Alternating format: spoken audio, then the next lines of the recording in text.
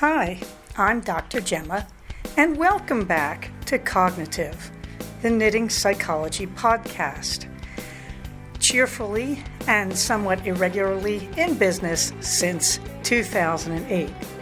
Segments today may include what's on my hooks, needles, and spindles, a strategy, something I really like, put a lid on it, oh shoot, and blather. So sit back, put your feet up, pick up your knitting, crocheting, spinning, weaving, or dyeing, or any other yarny thing you're doing, and get ready to enjoy. Well, hello there, it's Dr. Gemma, and this is episode 242 of the new series of Cognitive. And this one is called Now I'm a Minifigure, because I am. It was a great, interesting Saturday. And by the way, making minifigures is probably the most fun you can have in a Lego store if you're a grown-up. I'm just going to say, you can really customize these babies. However, having said that, your comments are welcome.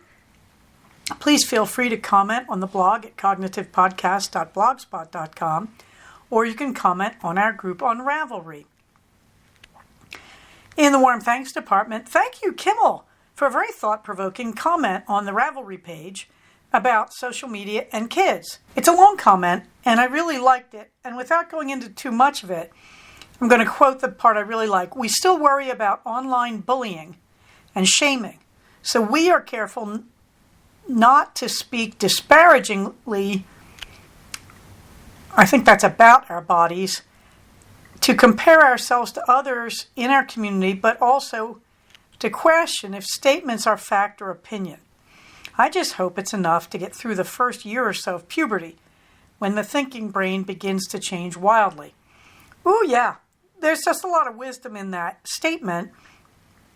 I think you really do have to get real about the fact that social media is simply there, and our kids are being raised with it. It's a generational thing. It wasn't there for me growing up. I'm not sure how old you have to be to have had it as a presence in your life. It wasn't invented until I was in my late 40s or early 50s.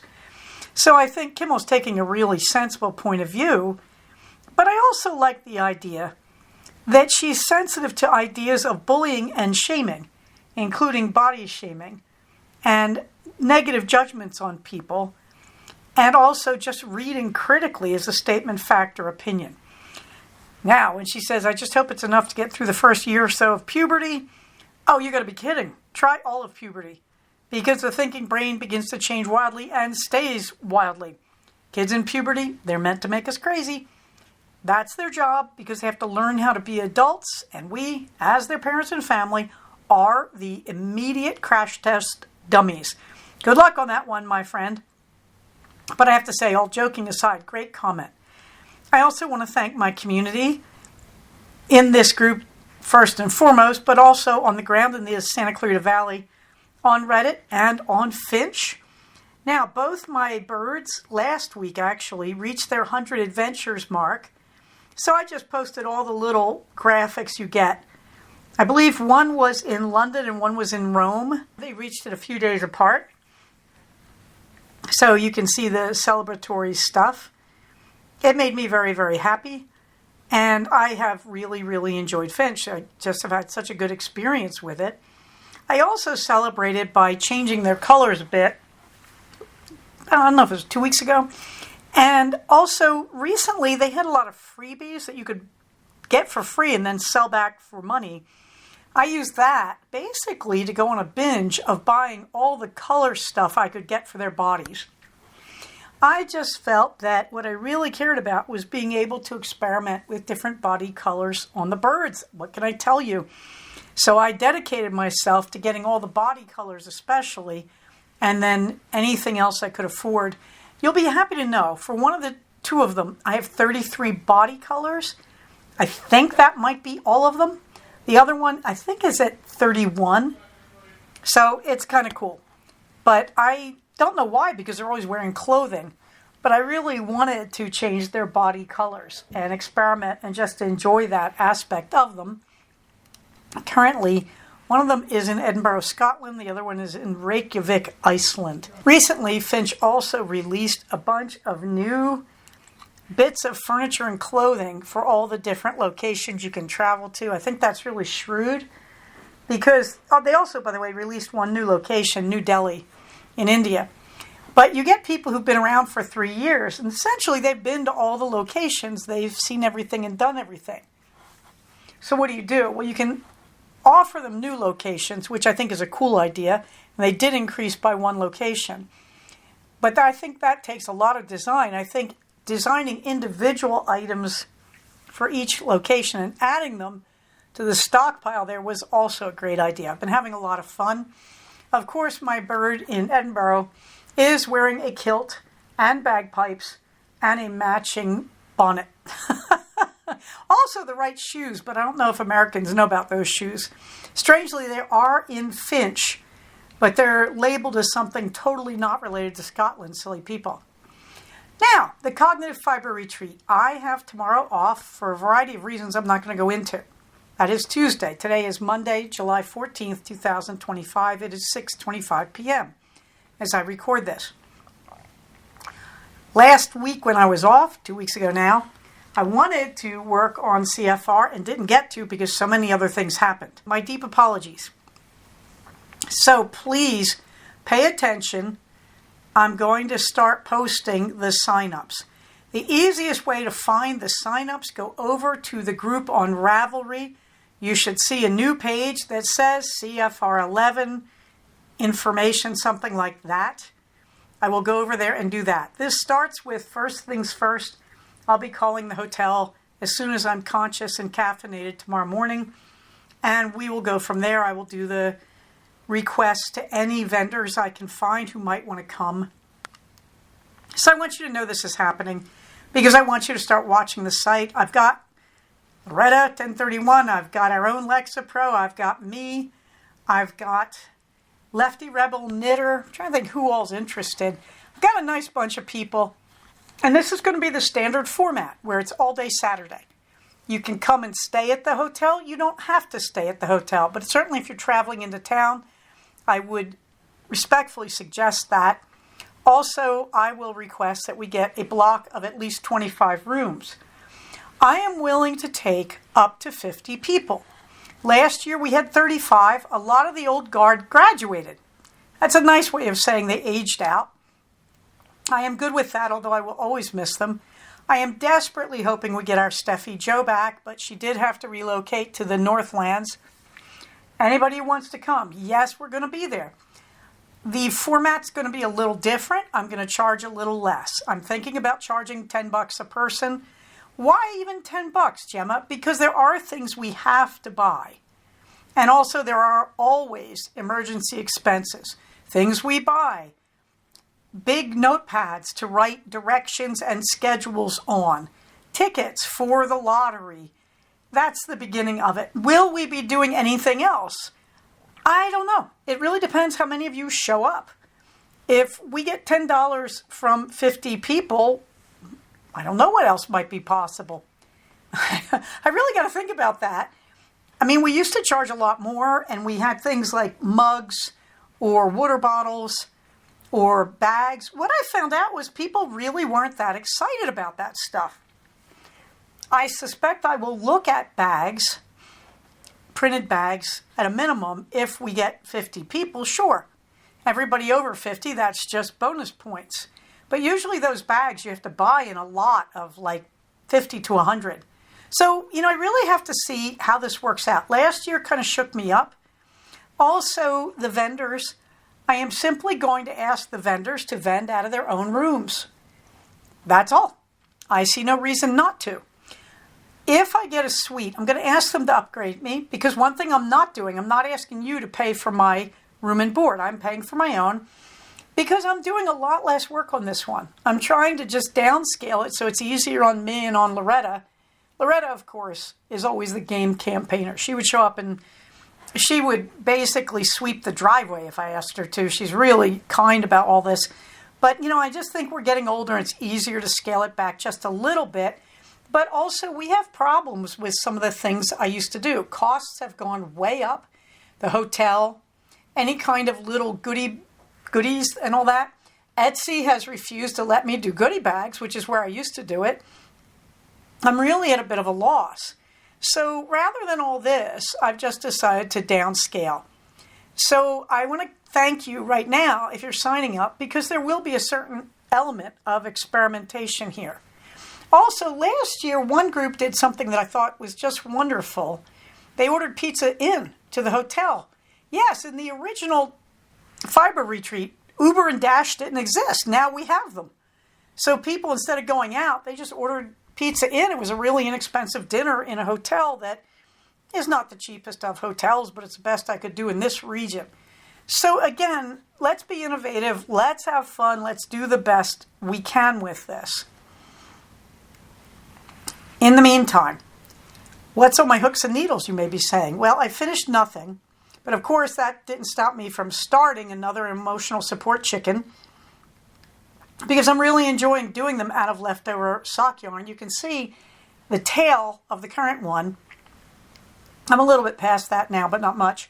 And you can tell it's in a Christmas yarn that I wanted to use up.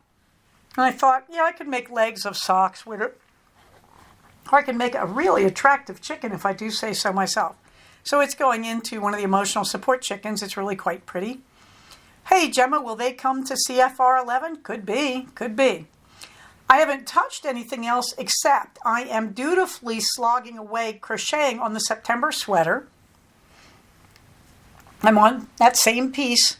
I've been doing it on the train, and we were on the train this weekend, so it got some love. But I'm booking along on the alfresco. This is just 2 rectangles in a cotton yarn that I got at the very beginning of the summer when I went down to the knitting store in Los Feliz that I reviewed way back. And I just wanted a simple summer top that is 2 rectangles sewn together at the shoulders and, if necessary, at the side seams. And I decided to do it exactly that way. I found a pattern from Make and Do Crew. Make and Do is not always the most reliable with patterns. I've had one success and one not so successful thing from them. But I like the idea. This is just 2 rectangles. I am doing it in a heavier yarn than they recommend because I went out and I bought a worsted weight cotton yarn that I couldn't resist the colorway. If you're going to do summer sweaters, most of the patterns are in a sport weight, and I agree with that. It'll take a lot longer, but I think it's very smart. But you can enjoy me holding up the first rectangle, and I'm working on the second, which I made just a hair wider and had a good time with it. Quilt squares. I keep saying I finished ironing all the quilting fabrics. No, I didn't. I'm on the really big pieces now. I keep finding that I have more than I knew. Happy to be doing it. Jasmine Knitmore pointed me at fusible interfacing that is cut to t-shirt sizing at Missouri Star Quilting Company. I have been looking around at that. I will see if I can find a link. It'll either be in this week's show notes or next week's show notes. But yes, I want to do more t-shirt quilts. I'm saving up my t-shirts. Hopefully I'll get enough to do a queen or a king size. When I do these myself, they come out really, really well. But if you're going to do a t-shirt quilt, you must use fusible interfacing to stop the edges of the t-shirts from raveling and to stiffen them enough to make them sewable. So if you're saving up t-shirts, here's how I do it. I have a nice big bin dedicated to it. When I have a t-shirt and I say this one is no longer usable, I immediately cut the side seams. Sometimes there isn't one, by the way, but if it's there, I do it. And I cut the shoulder seams so you have a front and a back. Remember, you can use a plain back as well. If you want to have a blank square, you can do that. If you're doing that, that can be half as many t-shirts needed for a bigger quilt, like a bed quilt. So it's worth thinking about. Joann's used to have specifically cut squares for this, and I believe this is what Missouri Star Quilting has inherited. That's probably the same or a related company. I have to tell you, it's cheaper if you just buy the fusible interfacing by the yard, but it is a great time saver to have those quilting rectangles of interfacing already ready for you. Dizzy Blondes, yes, I continue spinning the second braid of the persimmon colored Lisa Souza yarn. I have now pre-drafted it all because sometimes when I'm feeling ratty, I just like tearing fiber apart, let's be honest here. I'm having a good time on that. I'm using the Electric Eel 6.1. Every time I look at my box of spinnable fibers, I am shocked by how much I bought of the beautiful BFL in the Gaverny colorway from Lisa Souza. Yeah, baby, that's a sweater. On the way, on the way. Let's get on to a strategy, shall we? Well, I was in Barnes & Noble this week, and I was pondering the fact that I don't seem to doom scroll as much. I used to doom scroll a huge amount, which bothers me enormously. It's a waste of my time. When I doom scroll these days, I don't post a lot about myself, but I am posting or reposting thought-provoking memes and statements from other people because, I have politics. Okay. But I really have been a lot happier reducing my doom scrolling. So I started to think about, how did that even happen? Well, first off, I don't watch screens at night because I do 6 hours on screens 5 times a week. That's enough. That's enough. I decided I'm not doing that anymore. Because my eyes are just tired, even though I have blue light lenses on the glasses that I wear when I'm talking to patients, if I wear any glasses, my eyes literally get fatigued. So that helped that I just don't watch a lot of movies. I don't watch a lot of things. I don't watch television. We have streaming services. I think we have Disney Plus. I have BritBox. And we have Netflix. And there are some things I definitely want to see. The K-band Demon Hunters, I really have heard is great, and I happen to like K-band music. We'll see. K-pop Demon Hunters. Okay, so I'm thinking about that. But on the whole, I really don't watch things. I thought when I went on vacation I might catch up on things. No interest. So that's the first thing. If you work all day online, that does reduce your doom scrolling, usually, I suspect, unless you really don't have much of a life. But I also realized I'm on screen a lot with Finch because I have Finch on 2 different machines, 2 different birds. And I realized I'm playing on Finch, and that's covering a lot of my craving to mess around on the computer. I also do solitaire type puzzles for Sudoku and just Klondike Solitaire. So I was in Barnes & Noble this Saturday down at the Glendale Galleria area with the beloved son. And I saw a big book called Cats, Word Search. I had a cute picture of a cat with sunglasses in front of a word search image. And I thought that was hilarious. And I thought, oh yeah, I used to love those when I was 10 or 11 years old. Well, it was $9 and it was very big. Had large print. I don't even need to wear any glasses when I'm working on it. Oh, does that sound like an old woman or what? Anyway, I bought the Cat's Word Search, and I also bought a little tiny pretty book of Sudoku that has just got beautiful decoration on it. And I bought some pretty pens because I'll always use pens. I don't buy gel tip pens though. I buy regular ballpoints. And I'm still looking for better refillables than what I've got, although these are refillables. Because that's the problem with ballpoints, right? That's why I do a lot of things on the Remarkable where it's immediately erasable and it's on a computer. All right. But I bought these 2 puzzle books. To my immense shock, I was absorbed doing Sudoku on the train on the way home. I never touched my crocheting, although I got a lot done on the morning ride in. And I'm having so much fun with the Cat's Word Search. These are really easy as word searches go. It's not really that hard. But, I can whip through one in about 5 minutes. And I like the way it makes me work on visual pattern recognition. I'm probably saying that as a psychologist, but really I'm just saying it as a person. So I had this really weird week of realizing if you want to reduce your doom scrolling, you have to go back to doing the things that don't involve the chance to doom scroll. So if I'm on my computer and I start watching Netflix, I'm also on the same computer where I work and where I have the show notes for this podcast. So if I'm watching Netflix, the minute I turn it off, I'm just going to start looking on this computer at things. Finch could be the same problem, but doesn't seem to work that way. Usually I get my fix on Finch and I'm done. I'm really ready to close everything. The puzzle books. Yeah, I'm killing trees. And I am already working on that problem, realizing since I am the techno Gemma, I could just scan these books in. I have the equipment. I feel like the $6 million man. We have the technology. I have the equipment to do it. I could actually just scan these guys in, have them on my Remarkable, and I could be working on this all the time if I transfer them from the Remarkable to the program on my Apple computer. Somewhere around the house I've got an Apple Pencil. I could be using that. There's a lot of ways to do this without killing trees and without doom scrolling. Finally, I want to talk about crafting because, of course, when I got dedicated 2 winters ago to doing a lot of sweaters, 2 years ago, I think in the winter of 23, I really started cranking out sweaters. I don't remember why I did, but I did. Now, I did during the quarantine in 2020, and I've been cranking them out much more since then.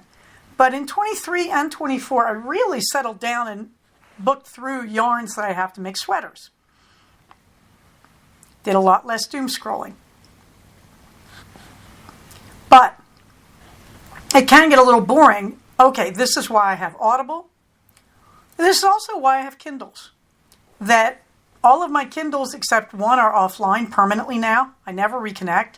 There is no reason to. My most recent 2 Kindles, I was looking at Kindle number, I think it's number 6, and it does have some junk on it. And I looked at it and said, no, that's all going to go away, and I'll reload it with new things.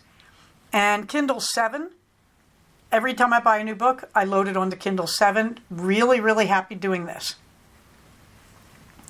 So yes, at this point, I can listen to all my books on the Kindles because they do hold Audible, and I can listen on Audible itself, out of my phone or out of any computer I'm traveling with. So I would recommend that you learn to do this, that you start listening to books while you craft if you get bored, and to restrict the doom scrolling in your kids. Puzzles, puzzle books. Yeah, we started doing jigsaw puzzles, wooden ones that were beautiful. I forget the name of the company. During the quarantine, we still do puzzles, but I'm also rediscovering puzzles on paper, which frankly I will then be rendering as puzzles on PDFs that I can access from my Remarkable and from my Apple Tech. These are all good ways to reduce the doom scrolling. Why is that? Doom scrolling is bad for you. We know this. There is a book just came out, in fact, on the way we're damaging ourselves with our computers these days. We've been writing this book over and over since the early 2000s. It's gotten really scary now. In the early 2000s, it was don't let your kids on the internet. Now it's, oh boy, somebody just published a good article about the damage that the 2024 election did to all Americans because we were so oversubscribed to the news about it. So let's reduce the doom scrolling. That we know now. There's abundant proof that's going to improve your mood. If you scroll because you're looking for certain types of information, first thing I would tell you is be very wary about getting your news from social media. Second thing I would tell you is, okay, go through your social media accounts and identify what you're using them for. If your group organizes politically, pick something on Snapchat or on Reddit. Okay, then you use Reddit only for that. Take everything else you can off it. Hey, Gemma, what do you use? Well, I've tried just about everything, by the way. I used to use Instagram and Facebook. I'm not happy since Facebook, Facebook bought Instagram. So Instagram for me, it's for people who are physically living closer to me, posting pretty pictures. And I do occasionally follow a few of the political accounts, Heather Cox Anderson, Robert Reich. But frankly, I haven't used it a lot lately. And I follow my friends from the old school cognitive, people who were on there years ago. I don't add new accounts because I've been so harassed. Can't tell who's real and who's not. Facebook, no. Facebook, for me to be interested in you, you have to live at least a 6-hour drive from me. and no politics at all because it's only depressing. Reddit is for crochet. I maintain a group on Reddit for woobling. I do not look at other groups. Actually, that's not true. I've weeded it down. I look at good news. I look at illegally small cats. I look at some Finch stuff. That's it. No politics on Reddit. Too much. Now, I was on Blue Sky. It got very political. That is a good thing. Every blue moon, I'll scan Blue Sky for information from some of my favorite people, but I really don't use Blue Sky that much. What does this come down to? I probably totally on social media, less than 20 minutes a day, if that much. I just am not there anymore. And also, I've never started social media accounts really for this podcast. I used to be on Facebook, I think, and I just stopped maintaining it because nobody seemed to be interested in it anyway. Please reduce your doom scrolling. Use puzzles, use printed puzzle books, use Finch, use crafting, listen to books on audio, preserve your books on formats like Kobo or Kindle, whatever you're doing to archive your books so we can stop using paper. Yes, it's in my will. My son inherits my Kindles. I'm not joking. Oh, shoot. So, finally, on Friday night really, we were all at dinner in the Mexican place we go to every Friday night. And my husband just said, why don't you take the beloved son and go down to Glendale? Because my foot is still messed up. I cannot run yet. Unbelievable. It'll be 2 weeks tomorrow. It's a lot improved, but it's still an amazing color of yellow that it's not meant to be. I'm sort of peach colored normally. And so he said, well, you could walk enough. Why don't you go down to Glendale by train, catch the bus, go over to the Galleria, just meander, just get out, which I really needed, and he knew it. So the beloved son and I went. We ended up having the best time out. So we got off at the Galleria, and we decided to go to Cheesecake Factory first because I was hungry and we both needed restrooms. So he ended up having a teeny tiny lunch. I was impressed. And then he had a slice of the salted caramel cheesecake. This has to be the best cheesecake I've ever tasted. I always take at least one small forkful. This was delicious because while it was sugary, as they all are, it was salty and you could taste all the flavors. They weren't drowned out in the sugar the way, the mint chocolate chip or the Oreo cookie one is. So that was really good. Then we decided we'd go over to the main mall. So we crossed the street, I think it's Central, went into the mall, and I said, okay, you're on your own. And I owed him a lot of money from his graduation present. So I gave him that in cash, which was nice. So you could spend it on anything. Originally it was you have to spend it at the Lego store. I said, no, you're an adult, go ahead. Okay, so I wandered around and said, what the heck, go to the Lego store. Couldn't figure out anything else to do. I wanted to find Fabletics and check my bra size with them, see if I could go a size smaller. But I don't need any more running bras. So I said, what the heck? So I went over. He was not there. I went and just looked at the displays. They have this beautiful Japanese palace. I mean, it's beautiful. If I had a room that I could display it in, I would have bought the thing and made it because it was so pretty. I was really shocked. But then I noticed a kid behind me banging a box on a countertop, little tiny box, and I realized they had a computer where you could build a customized Lego minifigure. Now, to put that in context, they also have this sort of tree right next to it with all the little pieces, hair, faces, different shirts, different bodies, different legs, and all these little accessories you could add to them. You can just go to that thing without customizing anything.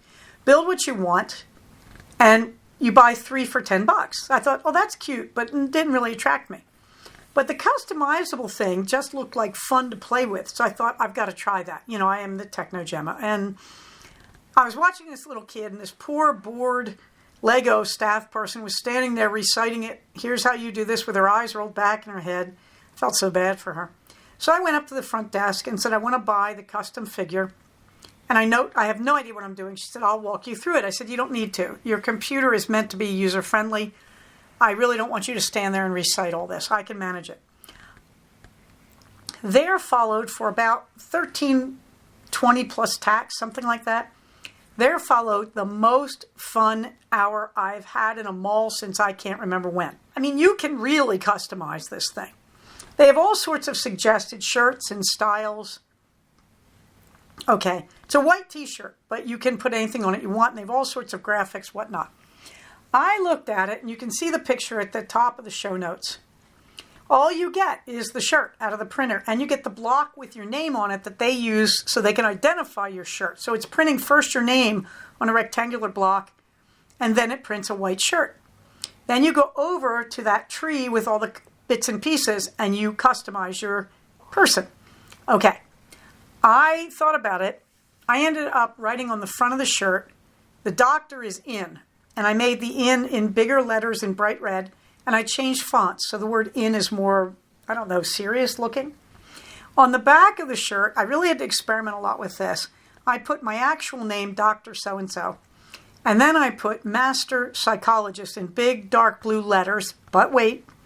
Then I took a pink color that looks like a smear of lipstick, and I ran it through the word master. And then in a happier font, a more, I don't know how to say it, more casual font, I wrote mistress in place of master. So it says my name, Mistress Psychologist on the back, and it has master crossed out. And on the front it says the doctor is in. I thought this was so much fun. I went over to the tree with all the little compartments where you could pick out pieces. They were not organized. A lot of families go into the Lego store and they just play there. They just make minifigs and then they walk away and leave the bits and pieces. So I went through it very carefully and I thought, oh, I'm never going to find my hair. I'm never going to find... Okay, I found the perfect, slightly wry expression on a female face wearing green glasses. That's so perfect for me. To my shock, I found my hair. It's longer hair. It's up in a bun in the back. It's got a braid across the top. Okay, my hair is shorter now. I'm not wearing it that way anymore. But it was so me. I couldn't believe how accurate this thing was. And then I found blue pants. They look like blue jeans, except they've got stars and planets on them. A little Harry Potter touch there, I guess. And then I found a lab rat, which is on the stand next to me. And I found a balloon animal that my figure is holding, because after all, I started as a child psychologist. You can see at least the front of this in the show notes, along with what the main screen of the computer program looked like. My son wandered in, saw what I was doing, showed me where the computer is, where they're printing it out. It's an amazing printer. I can't believe how good the detail came out. I can't believe how exact this was. I was truly, truly impressed. Anyway, my son made one for himself, and he drew a figure with his finger. I mean, you can't believe how much you can customize these. And, you know, these are minifigures. This is on a space that is like one, I don't know if it's even a full inch by about 2/3 of an inch. It's amazing what they get on there. And you can read it, and it looks great. You can change fonts. You can change colors. You can change graphics. You can draw graphics. It was astonishing. So, this is the most fun you can have in a mall. This Lego store that has all this was in the Glendale Galleria. What a treat to do this. And after that, we wandered over to Barnes & Noble. I bought my husband his present for our anniversary upcoming later this month. I bought the puzzle books. We got coffee. A very nice man just gave us both his table. Made sure I got it because I was walking around obviously looking.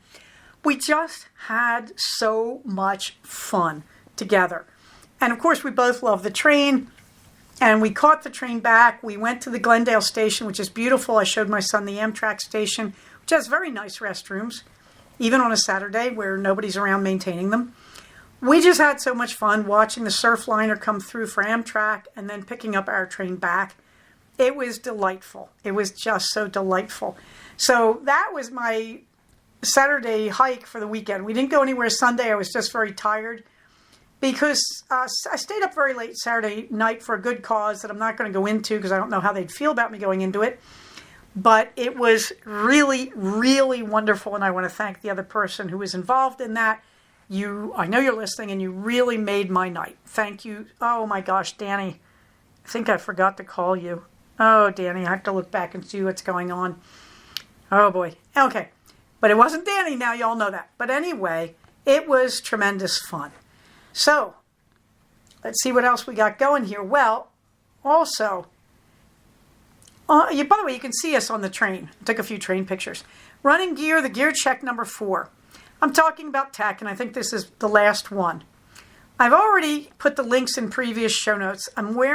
Here's all my technology, if you don't count clothing as a technology. I'm wearing earphones by Shocks, which I've talked about, and these are the ones that do not go directly in your ear. They ride in front of your ear against the bones of your temple so that you can still hear around you. Please be aware there are electric cars. They're very quiet. Hybrids, they're very quiet. Don't block your ears. I don't care how good AirPods are. Don't do it. I wear a GoPro in my chest harness. These are available from the GoPro site. And I wear it in a chest harness. They are hat harnesses. I don't even know what other harnesses they make, but the chest harness works good. You put it in the middle of your chest, you kind of forget about it. You just have to remember to turn it on. I use an SD card in that I got years ago from who knows where, Best Buy, something like that. And about once a month, I have to empty that thing. That is the SD card of all my runs and start over. I carry bear spray, which is, I just searched on the internet and found a site where they will sell you a little bear spray for your wrist or your fingers. I wrap it around my fingers. It has Velcro. I don't usually have it on my hand. Often it's riding on my belt. But if I go through a region where I see any kind of human congestion in the way, I will put that on my hand, on my fingers, and I will point it outwards. If you get a bear spray, please test it first, not on you. Please, when you are alone, make sure it's pointed away from you and make sure you know how to use it. I sometimes, not recently, I wear a body alarm. This is by that same company that made my bear spray. The link is somewhere back in my show notes. But at any rate, the body alarm just rides on my shoulder. If I have an emergency, I just smack it with my hand. The alarm is deafening. Again, I have to be doing a run where I expect congestion and where I expect a problem. Remember, I always wear the GoPro. The only time I don't wear the GoPro is in a race, because I think people may not want to be filmed. But I wear a smartwatch. The smartwatch is tied into my smartphone. And that is because I have apps on my phone that can be read through the smartwatch face. This saves me from constantly holding my phone in my hand or, God forbid, accidentally dropping my phone and cracking the screen. I do recommend the smartwatch and smartphone combination. Where do you carry your smartphone, Gemma? Really good question. I have a small pack around my hips that I've already talked about. No, I haven't. This is my running belt by a company called Nathan. It has 2 water bottles on it and a small bag suspended between. These are not really expensive.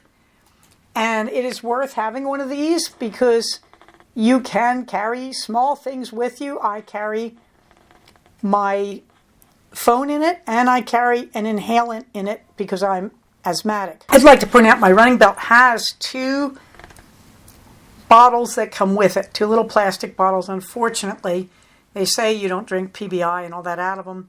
I'm not thrilled about that, but carrying glass is heavy, and I don't have a belt that can carry glass at this point. So I do carry plastic water bottles.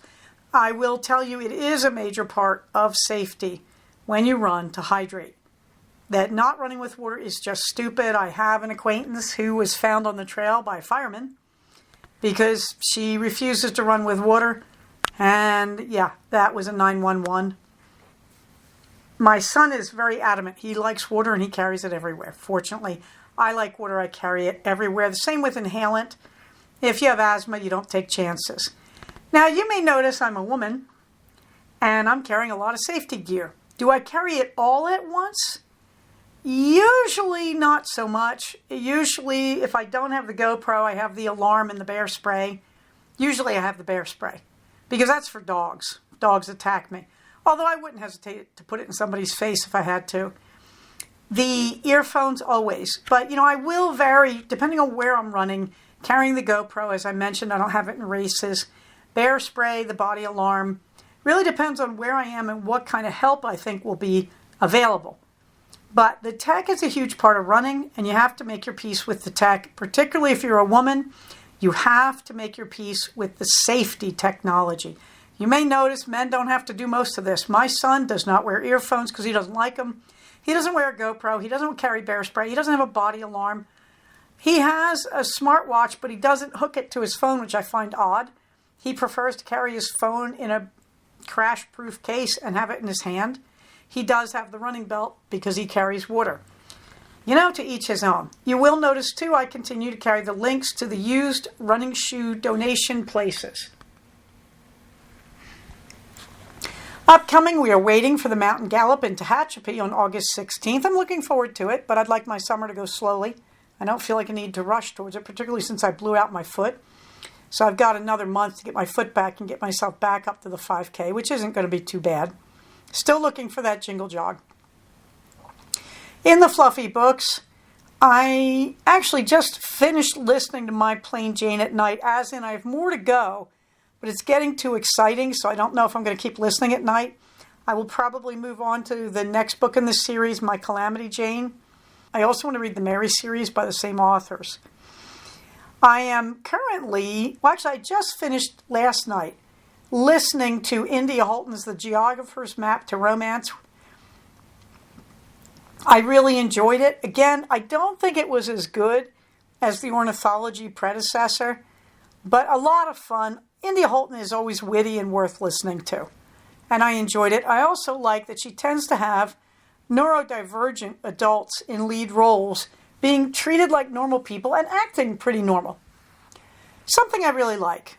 Somebody posted this in our Reddit group, and I have the link in the show notes. This is the National Park Service on its website actually has a page for crafting. They have patterns to crochet and to knit really cute animals.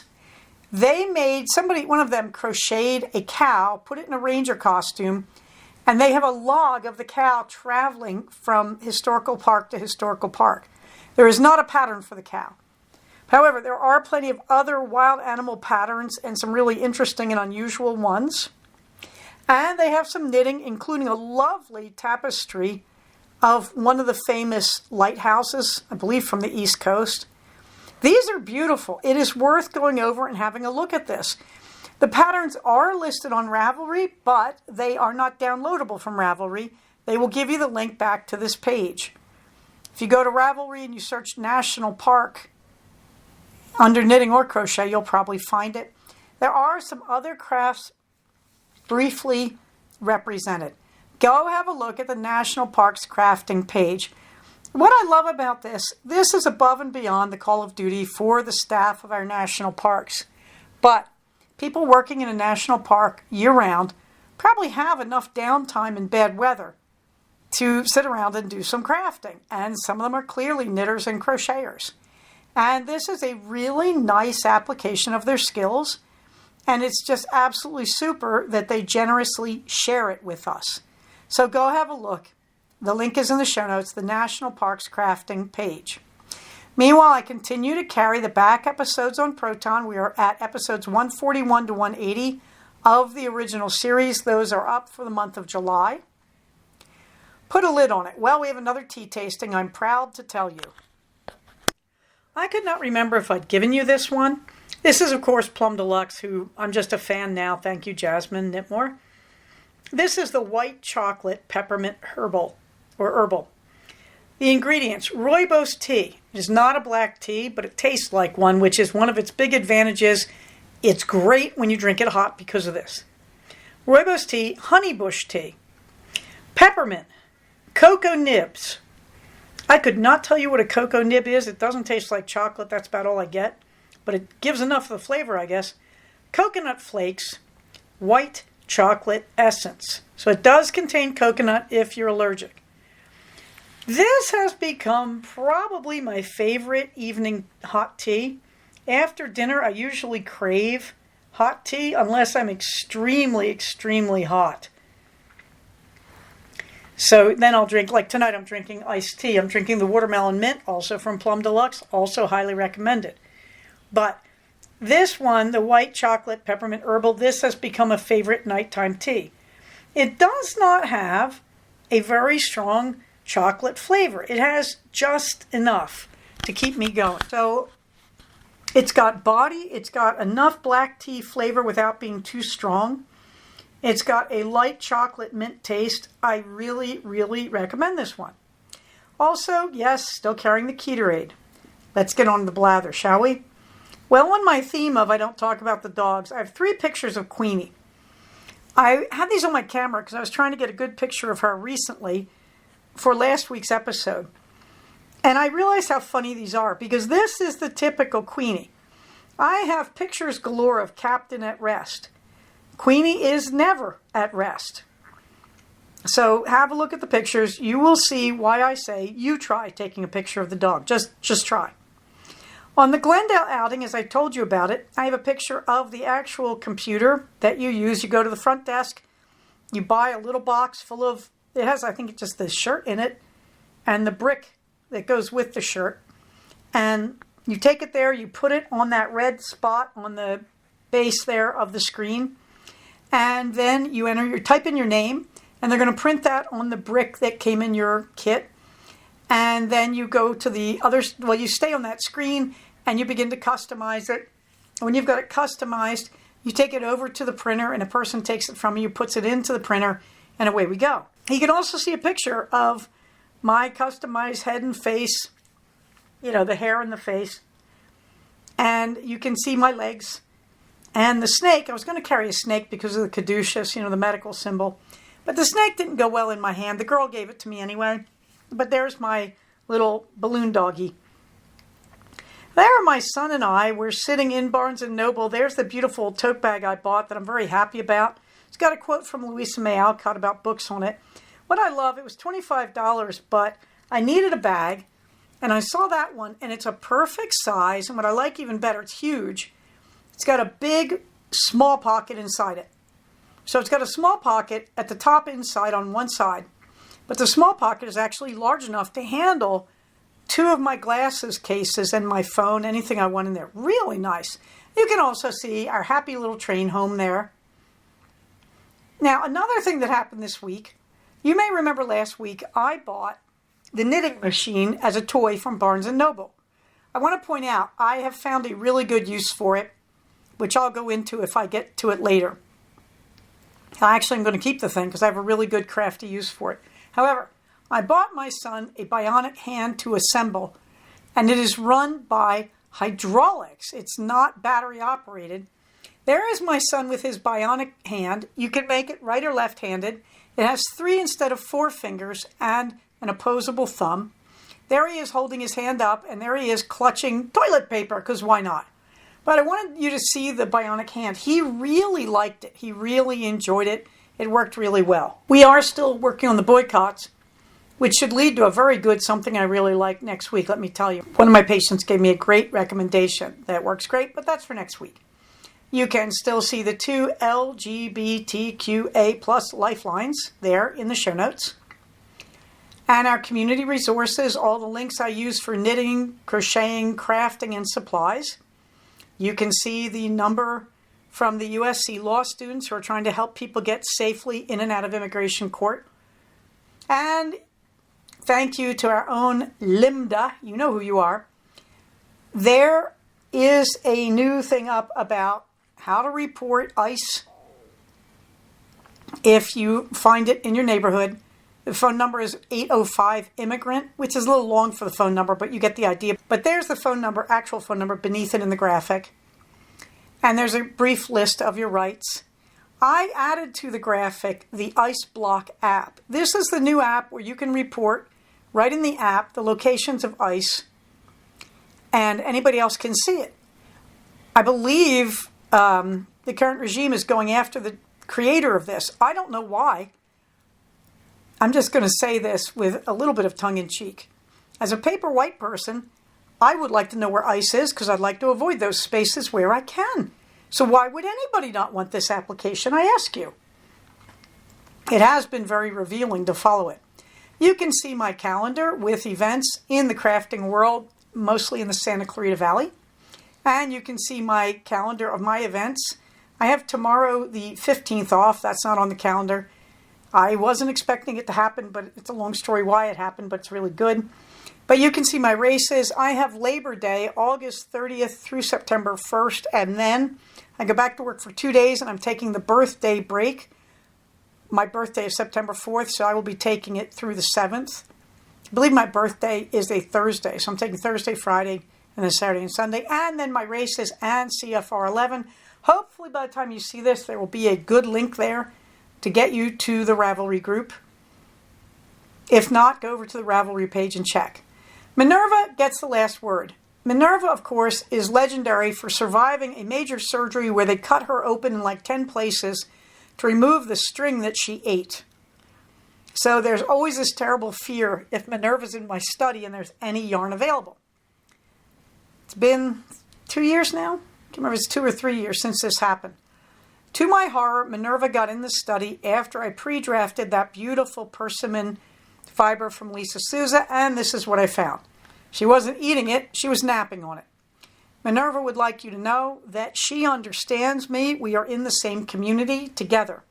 So she understands I need to spin, so she just came in to help me out because, after all, as even Minerva can tell you, we are a community. When we act in the interests of the community, we are acting in the interests of the individual.